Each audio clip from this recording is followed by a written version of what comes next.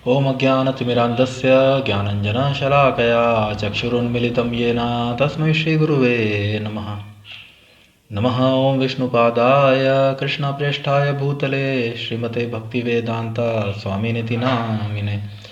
नमस्ते सारस्वते देवे गौरवाणी प्रचारिणे निर्विशेषशून्यवादी पाश्चात्यदेशतारिणे। जय श्री कृष्ण चैतन्य प्रभु नित्यानंदा श्री अद्वैत गदाधरा श्रीवासादि श्री गौर भक्तवृंदा।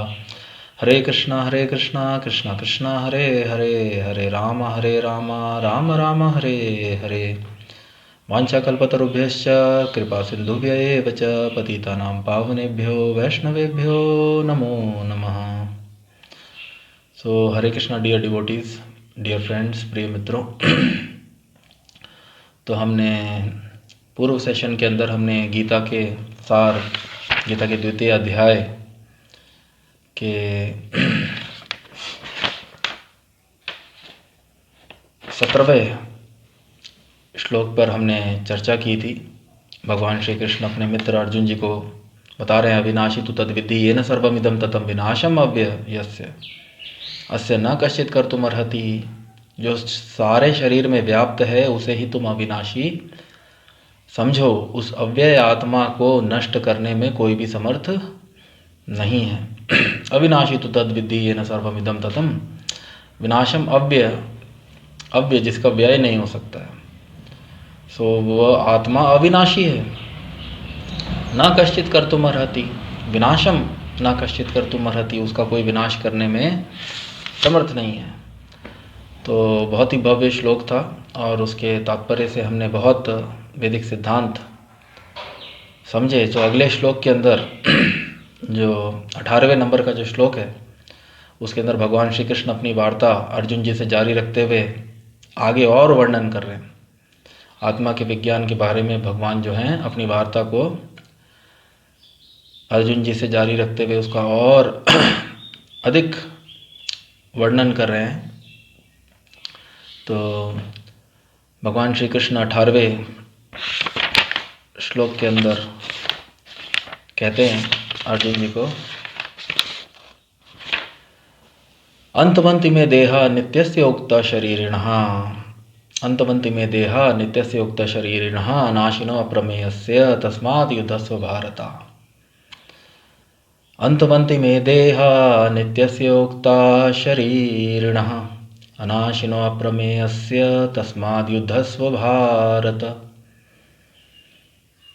अंतवन्ति में देहा नित्यस्य उक्तः शरीरिणः अनाशिनो अप्रमेयस्य तस्माद् युद्धस्व भारत। तो बहुत ही सुंदर श्लोक। अंतवंत नाशवान इमे, ये सब, देहा भौतिक शरीर, नित्यस्य नित्य स्वरूप, उक्तः कहे जाते हैं, शरीरिणः देहधारी जीव का, अनाशिनः कभी नाश न होने वाला, अप्रमेयस्य न मापा जा सकने वाला, न मापा जा सकने योग्य, तस्मात् अतः युद्धस्व युद्ध करो, भारत हे भरतवंशी।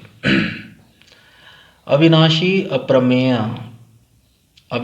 अप्रमेय तथा शाश्वत जीव के भौतिक शरीर का अंत अवश्यंभावी है,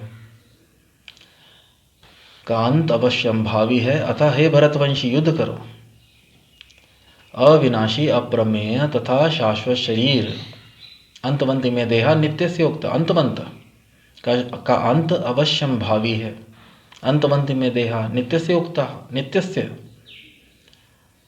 नित्यस्य अविनाशी शाश्वत, जो जीव जो शाश्वत है, नित्य से उक्ता जो कहा जाता है। तो बहुत ही भव्य श्लोक। अविनाशी अप्रमेय तथा शाश्वत जीव के भौतिक शरीर का अंत अवश्यंभावी है, अतः हे भरतवंशी युद्ध करो। तस्मात् युद्धस्व भारत, तस्मात् युद्धस्व भारत। तो तात्पर्य के अंदर स्वामी श्रील प्रभुपाद जी वर्णन कर रहे हैं, भौतिक शरीर स्वभाव से नाशवान है, भौतिक शरीर स्वभाव से नाशवान है। यह तत्क्षण नष्ट हो सकता है और 100 वर्ष बाद भी। यह केवल समय की बात है, यह केवल समय की बात है। यह तत्क्षण नष्ट हो सकता है और 100 वर्ष बाद भी, यह केवल समय की बात है। इसे अंततः काल तक बनाए रखने की कोई संभावना नहीं है। किंतु आत्मा इतना सूक्ष्म है कि इसे शत्रु देख भी नहीं सकता।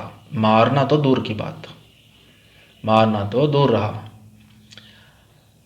जैसा कि पिछले श्लोक में कहा गया है, यह इतना सूक्ष्म है कि कोई इसके मापने की बात सोच भी नहीं सकता।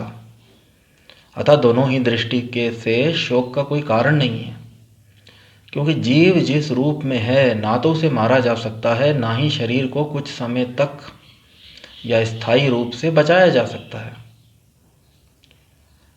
पूर्ण आत्मा के सूक्ष्म कण अपने कर्म के अनुसार ही यह शरीर धारण करते हैं। अतः धार्मिक नियमों का पालन करना चाहिए। वेदांत सूत्र में जीव को प्रकाश बताया गया है, क्योंकि वह परम प्रकाश का अंश है। जिस प्रकार सूर्य का प्रकाश सारे ब्रह्मांड का पोषण करता है, उसी प्रकार आत्मा के प्रकाश इस भौतिक देह का पोषण करते हैं। जैसे ही आत्मा इस भौतिक शरीर से बाहर निकल जाता है, शरीर सड़ने लगता है। अतः आत्मा ही शरीर का पोषक है। शरीर अपने आप में महत्वहीन है, इसीलिए अर्जुन जी को उपदेश दिया गया है कि वह युद्ध करें और भौतिक शारीरिक कारणों से धर्म की बलि ना होने दें। बहुत ही सुंदर स्वामी श्रील प्रभुपाद जी लिख रहे हैं, इसीलिए अर्जुन जी को उपदेश दिया गया है कि वह युद्ध करें और भौतिक शारीरिक कारणों से धर्म की बलि ना होने दें। तो अंतवंत में देहा नित्य से ओक्ता शरीरिणः। अंतवंत में देहा, देह तो देह का अंत होना निश्चित है। अंतवंत इमे देहा, इस देह का अंत होना, भगवान श्री कृष्ण अर्जुन जी को कह रहे हैं, इस देह का, इस शरीर का अंत होना तो निश्चित है। नित्यस्य उक्ता शरीरिणः, और जो शरीर के अंदर जो है, जो आत्म जो है, जो व्यक्ति जो है, जो प्राणी जो है, जो ईश्वर का अंश, पूर्ण का अंश, जो जीव है वो नित्य है। नित्य अस्य उक्तः, नित्य अस्य उक्तः, नित्यस्य, नित्य स्वरूप उक्तः कहे जाते हैं। तो अविनाशी, अनाशिनो अप्रमेयस्य, अनाशिनो, उसका नाश संभव नहीं है, और अप्रमेय, उस जीव को तो मापा तक नहीं जा सकता। और पूर्व श्लोकों के अंदर हमने देखा, स्वामी श्रील प्रभुपाद जी तात्पर्य के अंदर भी वर्णन कर रहे हैं कि जीवात्मा, जो जीव जो है वो इतना सूक्ष्म है। बालाग्र शतभागस्य शतधा कल्पितस्य च। पिछले श्लोक के अंदर तात्पर्य के अंदर स्वामी श्रील प्रभुपाद जी ने इतने अच्छे वैदिक उल्लेख, श्वेताश्वतर उपनिषद, मुंडक उपनिषद से इतने भव्य उल्लेख लेते हुए, उदाहरण लेते हुए, बालाग्र शतभागस्य, जहाँ पे बहुत ही स्पष्ट रूप से जो जीवात्मा है उसका माप, परिमाप, बालाग्र शतभागस्य शतधा कल्पितस्य च। बाल के अग्र भाग को अगर 100 भागों में बांटा जाए और फिर प्रत्येक भाग को, बाल के अग्र भाग को, नोक को, फिर प्रत्येक भाग को यदि फिर से 100 भागों में बांटा जाए, तो वह जीव का जो है माप है, जीवात्मा का माप है। तो जीवात्मा इतना सूक्ष्म है कि उसको भगवान श्री कृष्ण भी आगे वर्णन कर रहे हैं, अनाशिनो, उसका नाश होना संभव नहीं है, और वो अप्रमेय से, ना तो उसको देखा जा सकता है भौतिक इंद्रियों से, उसको देखा नहीं जा सकता, भौतिक इंद्रियों से उसको समझा नहीं जा सकता, भौतिक मन, भौतिक इंद्रिय, भौतिक विवेक से उसको अनाशिना अप्रमेय से। परंतु जो देह है वो तो उसका अंत, स्वामी श्रील प्रभुपाद जी इसलिए तात्पर्य की शुरुआत करते हैं, भौतिक शरीर स्वभाव से नाशवान है, यह तत्क्षण नष्ट हो सकता है और 100 वर्ष बाद भी। इसी के विपरीत जहाँ आत्मा अप्रमेय, अविनाशी और शाश्वत है, उसी के विपरीत भौतिक शरीर का अंत अवश्यंभावी है। तो जीव को मारा नहीं जा सकता, आत्मा को मारा नहीं जा सकता और शरीर को बचाया नहीं जा सकता। जीव को मारा नहीं जा सकता, शरीर को बचाया नहीं जा सकता, क्योंकि जीव जिस रूप में है ना तो उसे मारा जा सकता है, ना ही शरीर को कुछ समय तक या स्थायी रूप से बचाया जा सकता है। इसे अंत काल तक बनाए रखने की कोई संभावना नहीं है। तो भगवान श्री कृष्ण अर्जुन जी को इसीलिए उपदेश दे रहे हैं, तस्माद् युद्धस्व भारता। यह तत्क्षण नष्ट हो सकता है और 100 वर्ष बाद भी, यह केवल समय की बात है। भौतिक शरीर तो स्वभाव से नाशवान है, तो भौतिक शरीर नाशवान है, इसे बचाया नहीं जा सकता। और आत्मा का विनाश संभव ही नहीं है, अविनाशी, अनाशिनो अप्रमेयस्य। तो बहुत ही अच्छा आत्मा के विज्ञान का भगवान श्री कृष्ण जो है यहाँ पर वर्णन कर रहे हैं। अविनाशी, अप्रमेय तथा शाश्वत जीव के भौतिक शरीर का अंत अवश्यंभावी है। अतः हे भरतवंशी, और फिर से भगवान श्री कृष्ण अर्जुन जी को उनके भरत कुल से संबंध को याद दिलाते हुए उनसे निवेदन कर रहे हैं। और इस समय तक क्योंकि युद्ध शुरू नहीं हुआ है, तो इस बात का निर्णय नहीं हुआ है कि कौन बचेगा और कौन मरेगा, क्योंकि युद्ध है। युद्ध के अंदर कोई भी, कौरव पक्ष भी अत्यंत बलशाली और प्रभावी और पांडवों को मारने में सक्षम थे, भीष्म, द्रोण।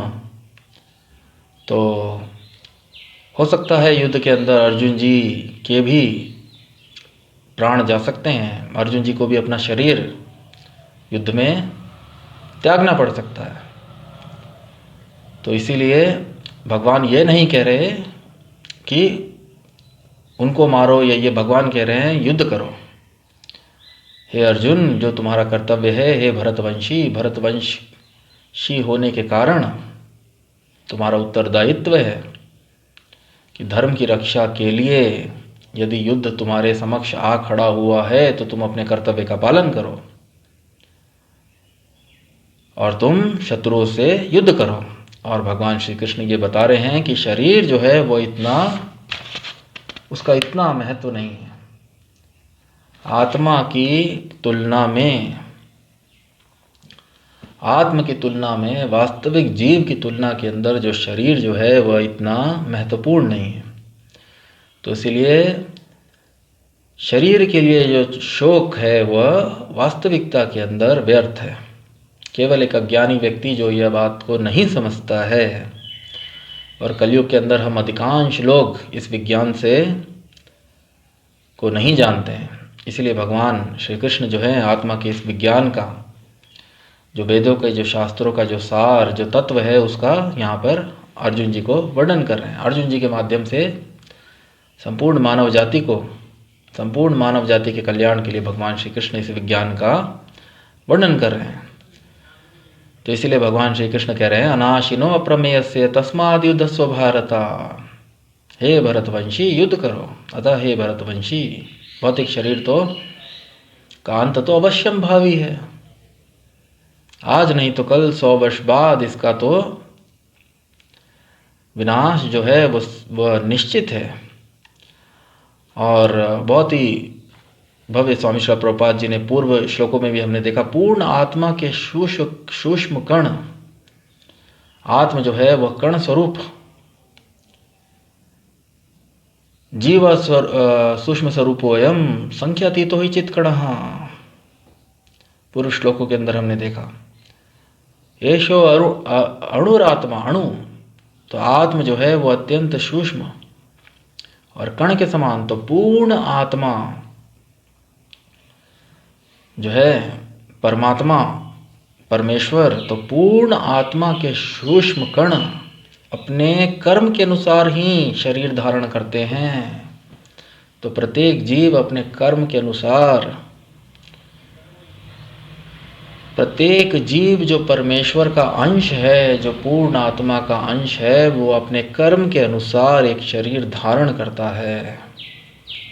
अतः धार्मिक नियमों का पालन करना चाहिए। स्वामी श्रील प्रभुपाद जी कह रहे हैं हर अवस्था के अंदर, क्योंकि अंश जो है वो पूर्ण का हिस्सा है और अंश का पूर्ण को सेवा करना उसका कर्तव्य है। तो जो धर्म हैं, धार्मिक नियम हैं, वे पूर्ण की,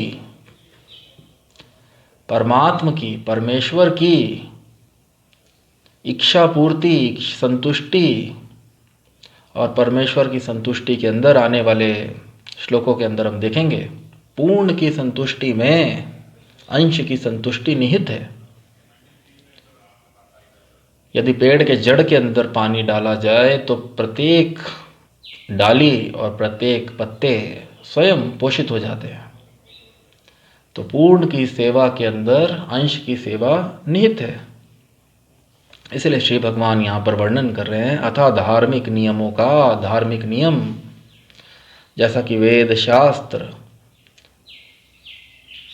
निर्देश करते हैं, प्रत्येक जीव को उसका हर अवस्था में, हर परिस्थिति के अंदर पालन करना चाहिए, क्योंकि ऐसा करने से धर्मम तु साक्षात भगवत प्रणीतम, धर्म हैं, जो धार्मिक नियम हैं वे भगवान की संतुष्टि के लिए, धर्मम तो साक्षात भगवत प्रणीतम, स्वयं भगवान के निर्देश हैं और वे भगवान की संतुष्टि के लिए उनका पालन किया जाता है। और उनकी संतुष्टि से प्रत्येक जीव, प्रत्येक मनुष्य जो है वो संतुष्ट हो सकता है। सच्चिदानंद के निर्देश को पालन करके प्रत्येक व्यक्ति सच्चिदानंद का अनुभव कर सकता है।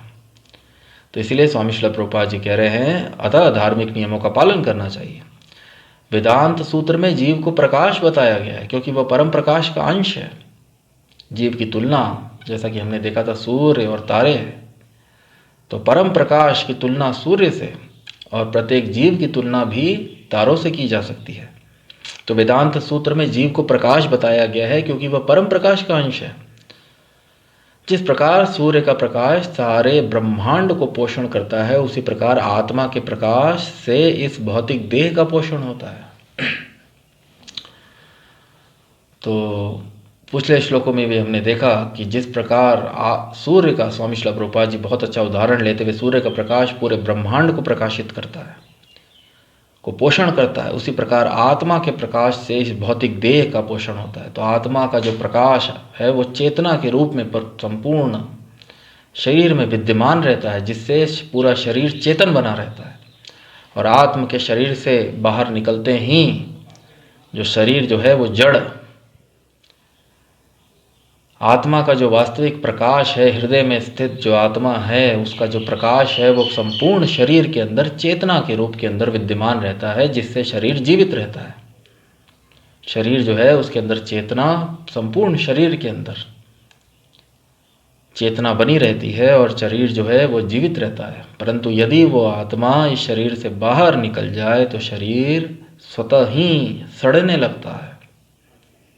किसी भी मृत शरीर को यदि 2-4 दिन भी छोड़ दिया जाए तो उसकी हालत जो है अत्यंत भयावह, वो शरीर जो है पूरी तरीके से सड़ जाता है। केवल 2-4 दिनों में, 2-4 शरीर के आत्मा निकलने के जस्ट थोड़े समय पूर्व जब वो व्यक्ति पूर्णतया जीवित था, चेतना उसके शरीर में विद्यमान, और थोड़े ही समय बाद यदि आत्म शरीर को छोड़ दे तो चेतना रहित मृत जड़, और वो स्वतः थोड़े दिनों के अंदर ही सड़ने लगता है। अतः आत्मा ही शरीर का पोषक है। अतः आत्मा ही शरीर का पोषक है। शरीर अपने आप में महत्वहीन है वास्तविकता के अंदर, जैसा कि हमने पूर्व श्लोकों में भी देखा। सत्य और असत्य, तो जो शरीर अपने आप में, क्योंकि भौतिक पदार्थ वो असत, उसका वर्णन पूर्व श्लोकों के अंदर भगवान श्री कृष्ण ने ना असतो विद्यते भावः ना भाव विद्यते सतः हमने देखा। तो शरीर जो है वो असत, महत्वहीन, और उसी के तुलना में उसके विपरीत जो आत्म है वो वास्तविकता के अंदर, जो जीव है वो वास्तविकता में महत्वपूर्ण, शरीर की तुलना में जीव जो है वो महत्वपूर्ण है। इसीलिए अर्जुन जी को उपदेश दिया गया है कि वह युद्ध करें और भौतिक शारीरिक कारणों से धर्म की बलि ना होने दें। यहाँ पे जो अनुवाद उन्होंने किया है बहुत अच्छा, कि भौतिक शारीरिक कारणों से धर्म की बलि ना होने दें, इसलिए अर्जुन जी को उपदेश दिया जा रहा है। और स्वामी श्रील प्रभुपाद जी इसको लिखते हैं, Arjuna was advise to fight and sacrifice the material body for the cause of religion. So Arjun ji को युद्ध करने के लिए कहा जा रहा है, और कहा जा रहा है, स्वामी श्रील प्रभुपाद जी लिख रहे हैं, was advise to fight and sacrifice the material body. चाहे जिसकी भी, अभी तक ये निश्चित नहीं है कि किसका शरीर युद्ध के अंदर जो है समाप्त होगा। हो सकता है अर्जुन जी का भी शरीर जो है, अर्जुन जी को भी अपने प्राणों की बलि देनी पड़े।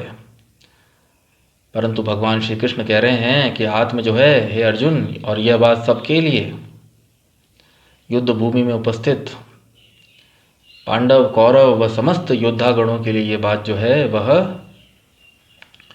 सत्य है कि किसी भी का नाश जो है, किसी भी जीव का जो है युद्ध के अंदर नाश नहीं होगा, बल्कि शरीर का।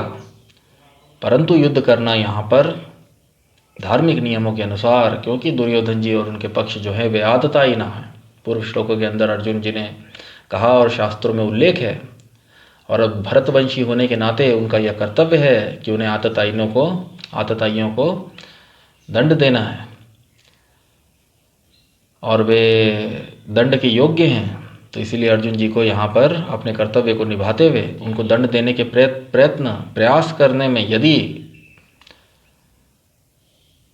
वे स्वयं भी मृत्यु को प्राप्त हो जाते हैं, तब भी स्वामी श्रील प्रभुपाद जी कह रहे हैं, Arjuna was advise to fight and sacrifice the material body for the cause of religion. जिसका यहाँ पे जो अनुवाद किया गया है, अर्जुन जी को उपदेश दिया गया है कि वह युद्ध करे और भौतिक शारीरिक कारणों से धर्म की बलि।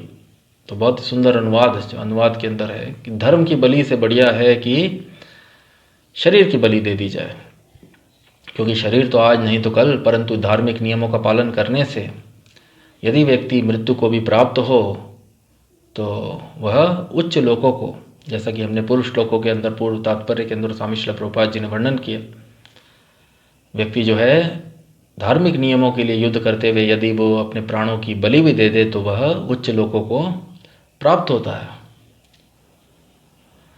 तो इसीलिए अर्जुन जी को उपदेश दिया गया है कि वह युद्ध करें और भौतिक शारीरिक कारणों से धर्म की बलि ना होने दें। तो धर्म की बलि की जगह शरीर की बलि देना ज़्यादा उचित है। क्यों? क्योंकि शरीर इतना महत्वपूर्ण नहीं है जितना वास्तविकता के अंदर आत्मा है। तो आत्म के इस विज्ञान का भगवान श्री कृष्ण जो है बहुत ही भव्य वर्णन कर रहे हैं। और अगला श्लोक, एक और श्लोक पे हम चर्चा साथ साथ कर लेते हैं। जो अगला श्लोक है 19वें नंबर का, तो भगवान श्री कृष्ण अपनी वार्ता को जारी रखते हुए भगवान श्री कृष्ण ने कहा, अंतवंति में देहा नित्यस्य उक्त शरीरिणः अनाशिनो अप्रमेयस्य तस्मात् युद्धस्व भारत। और अपनी वार्ता को आगे जारी रखते हुए भगवान श्री कृष्ण कह रहे हैं, य एनं वेति हंतारम यश्चैनं मन्यते हतम् उभौ तव न विजानीतो नायं हन्ति न हन्यते। य एनं वेति हंतारम यश्चैनं मन्यते हतम् उभौ तव न विजानीतो नायं हन्ति न हन्यते।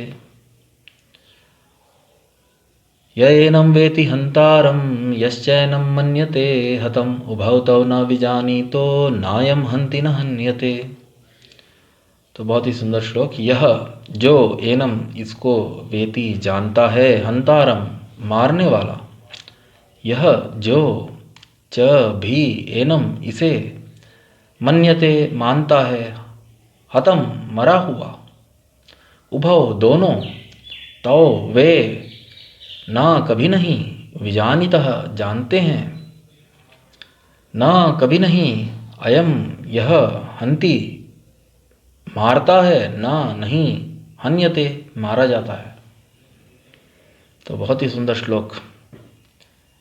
यह एनम वेति, जो इस जीवात्मा को हंतारम मारने वाला समझता है, तथा जो इसे मरा हुआ समझता है, यश्चैनम मन्यते हतम, वे दोनों ही अज्ञानी हैं। उभौ तौ न बिजानी, तो वे दोनों ही अज्ञानी हैं, क्योंकि आत्मा ना तो मरता है और न मारा जाता है। नायम हंति न हन्यते, उभौ तौ न बिजानी, तो दोनों ही अज्ञानी हैं।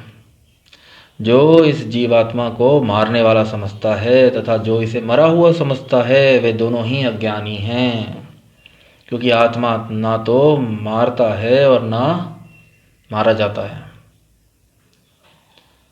नायम हंति न हन्यते, क्योंकि आत्मा ना तो मारता है और ना मारा जाता है। जो इस जीवात्मा को मारने वाला समझता है तथा जो इसे यैनम वेति हंतारम यश्चैनम मन्यते हतम उभौ तौ न विजानी, तो नायम हंति न हन्यते, जो इस जीवात्मा को मारने वाला समझता है तथा जो इसे मरा हुआ समझता है, वे दोनों ही अज्ञानी हैं, क्योंकि आत्मा ना तो मारता है और ना मारा जाता है।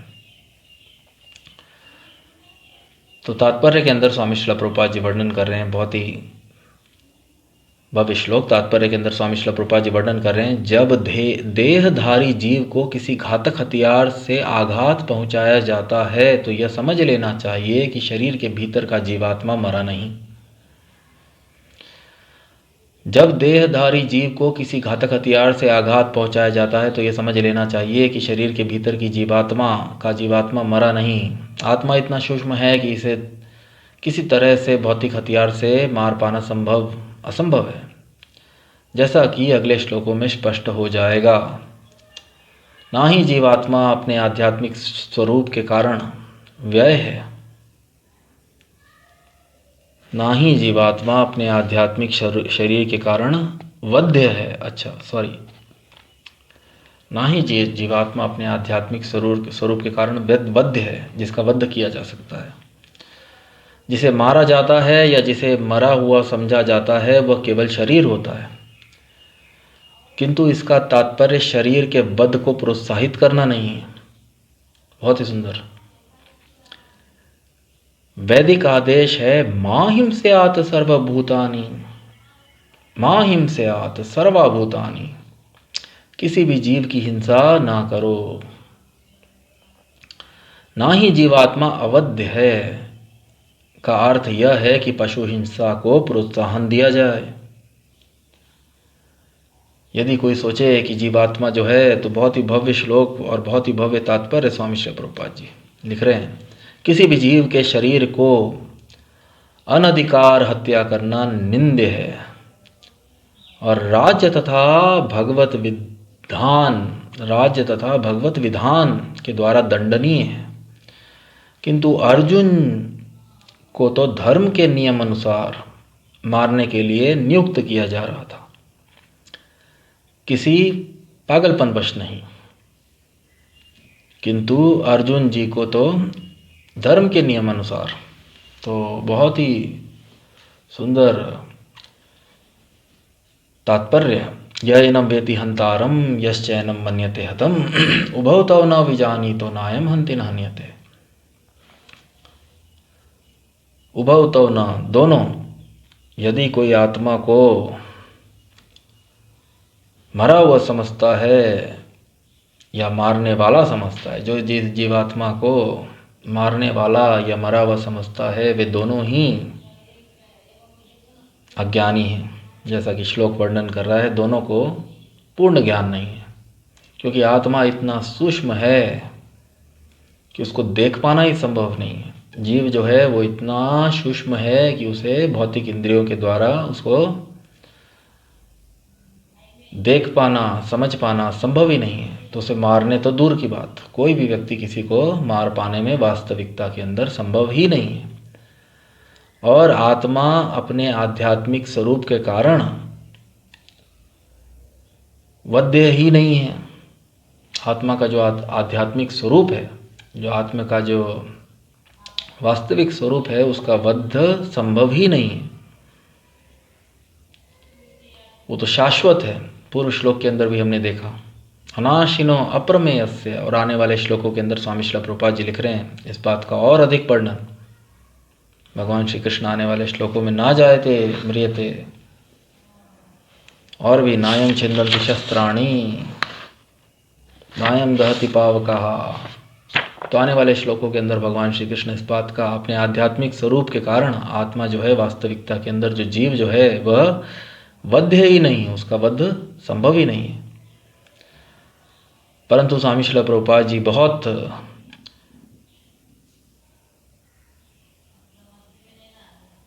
बहुत ही जो है उच्च आदर्श की बात कहते हुए कह रहे हैं कि वैदिक आदेश है मां हिंस्यात सर्वभूतानि। वेदों शास्त्रों में अन्य जीवों के प्रति, दूसरे जीवों के प्रति हिंसा करना वर्जित है, वर्जित किया है। वेद शास्त्रों ने किसी भी जीव के प्रति, वेद शास्त्रों का वैदिक आदेश है मां हिंस्यात सर्वभूतानि, किसी भी जीव की हिंसा ना करो। प्रत्येक मनुष्य को चाहिए कि वह दूसरों को कभी भी दूसरे के साथ हिंसा ना करे। चाणक्य पंडित जो हैं उनका भव्य, चाणक्य पंडित जो निष्कर्ष निकालते हैं पंडित का, जो एक ज्ञानी व्यक्ति जो होता है वह आत्मवत सर्वभूतेषु, प्रत्येक जीव को जो है आत्मवत, अपने समान समझता है, क्योंकि प्रत्येक जीव जो है वह परमात्मा का अंश है। और इस रूप में यदि देखा जाए तो प्रत्येक जीव एक दूसरे से संबंधित है। भगवान श्री कृष्ण भी आगे आने वाले श्लोकों में इस बात का वर्णन करेंगे। मम एवांश जीव लोके जीव भूता सनातना। प्रत्येक जीव जो है वो भगवान का अंश है। और सर्वयोनिषु कौन्तेय मूर्तया संभवन्ति या तासाम ब्रह्महद योनिरहम बीजपत पिता। जो वास्तविकता के अंदर भगवान जो हैं वे प्रत्येक योनि के अंदर प्रत्येक जीव को वो के बीज देने वाले वास्तविकता में पिता हैं। इसीलिए किसी भी जीव के प्रति दूसरे जीव को हिंसा करने का कोई अधिकार नहीं, क्योंकि ये शरीर और किसी को भी जीवन देने का वास्तविक, कोई माता पिता सोच सकते हैं कि हमने हमारी संतान को जीवन प्रदान किया है, परंतु वास्तविकता के अंदर जीवन प्रदान करने वाले जो हैं अहम बीज प्रदापिता। आने वाले श्लोकों के अंदर इस बात का भगवान वर्णन करेंगे। और शास्त्रों से भी हमको यह उल्लेख मिलता है कि प्रत्येक जीव को जीवन दाता के पालन